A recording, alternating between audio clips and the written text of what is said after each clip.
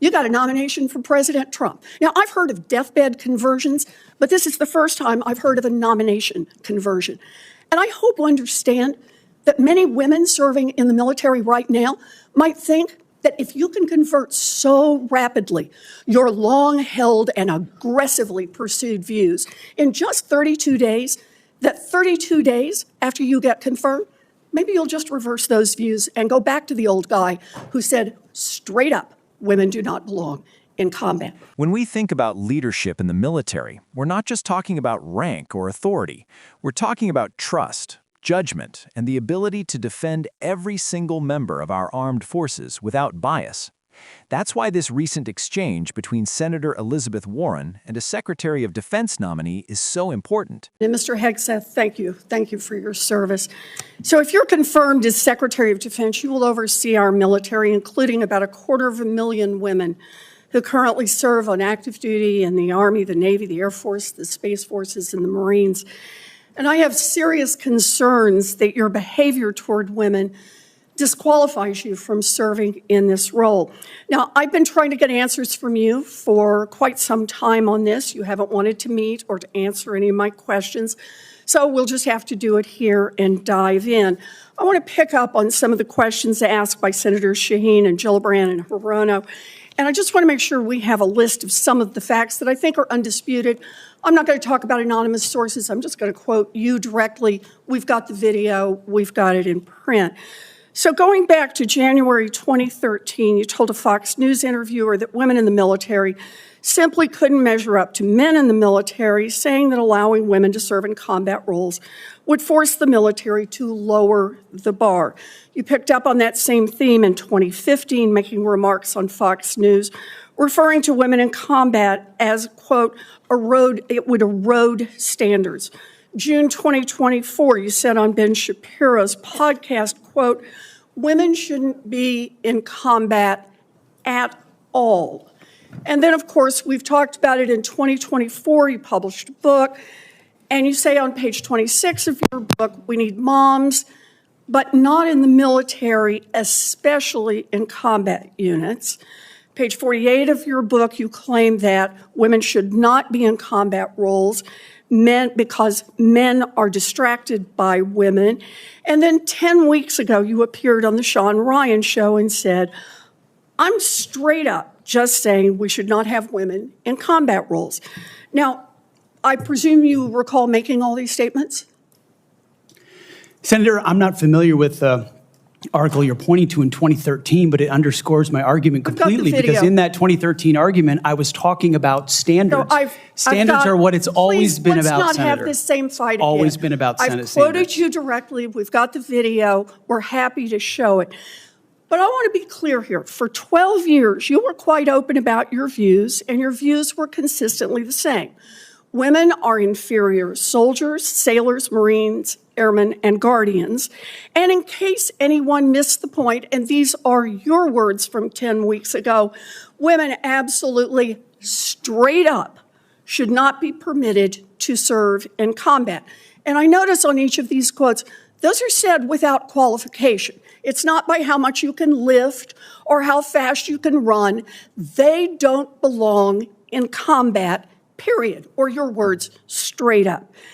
And then on November 9th, 2024, just 32 days after your last public comment saying that women absolutely should not be in combat, you declared that, quote, some of our greatest warriors are women, and you support having them serve in combat. Now, that is a very, very big about face in a very, very short period of time.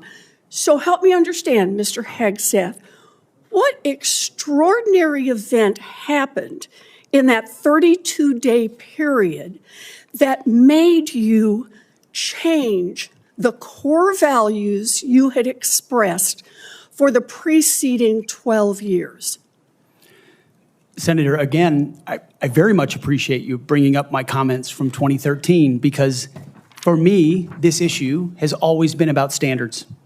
And unfortunately, because of some of the people that have been in political power for the last 4 years, priorities other than standards, lethality, and meritocracy have driven decision-making. I'm quoting you from the podcast. Women shouldn't be in combat at all. Where is the reference to standards? That they should be there if they can carry, if they can run. I don't see that at all, Mr. Hegseth. What I see is that there's a 32-day period in which you suddenly have another description about your views of women in the military. And I just want to know, what changed in the 32 days that the song you sang is not the song you come in here today to sing? Senator, the concerns I have and the concerns that many have had, especially in ground combat units, is that in pursuit of certain percentages or quotas, standards have been changed. And that makes the combat more difficult for everybody involved. Let me make a suggestion about what happened in that 32 days. You got a nomination from President Trump. Now, I've heard of deathbed conversions, but this is the first time I've heard of a nomination conversion. And I hope you understand that many women serving in the military right now might think that if you can convert so rapidly your long-held and aggressively pursued views in just 32 days, that 32 days after you get confirmed, maybe you'll just reverse those views and go back to the old guy who said straight up, women do not belong in combat. Now, Mr. Hegseth, you have written that after they retire, generals should be banned from working for the defense industry for 10 years. You and I agree on the corrosive effects of the revolving door between the Pentagon and defense contractors. It's something I would have liked to talk with you about if you'd come and been willing to visit with me. But the question I have for you on this is, will you put your money where your mouth is and agree that when you leave this job, you will not work for the defense industry for 10 years? Senator, it's not even a question I've thought about because it's not one. Think about it right now. It's not one. My motivation for this job I understand has never that. been I just about need what a could yes or no conceivably here. come next. Time is short. I just need a yes or no. I would consult with the president about what the policy should be at the Defense Department. In other words, you're quite sure that every general who serves should not go directly into the defense industry for 10 years. You're not willing to make that same pledge? I'm not a general, Senator. You'll be the one, let us just be clear, in charge of the generals. So you're saying sauce for the goose, but certainly not sauce for the gander? I would want to see what the policy of the president is. I'll bet you would. Thank you, Senator Warren.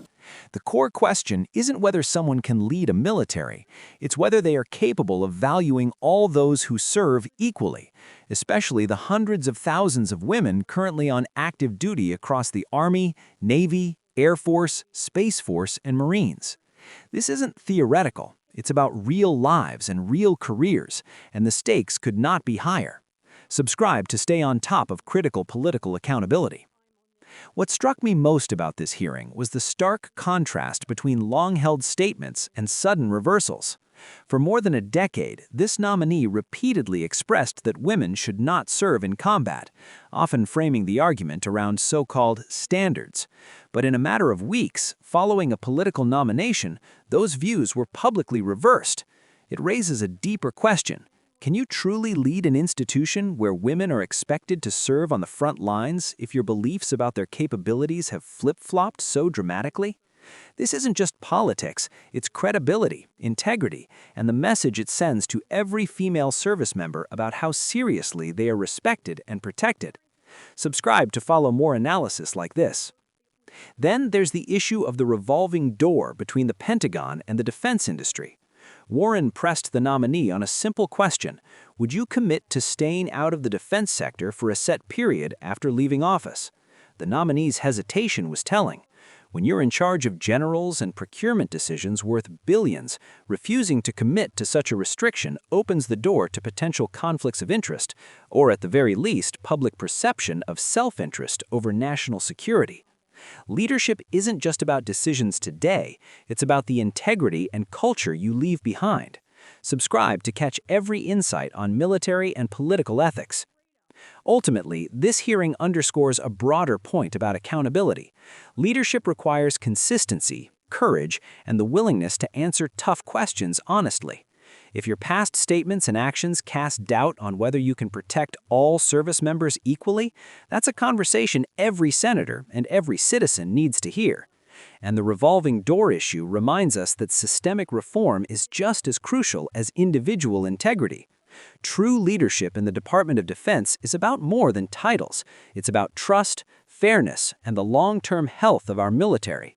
Subscribe to make sure you never miss the deeper stories behind the headlines.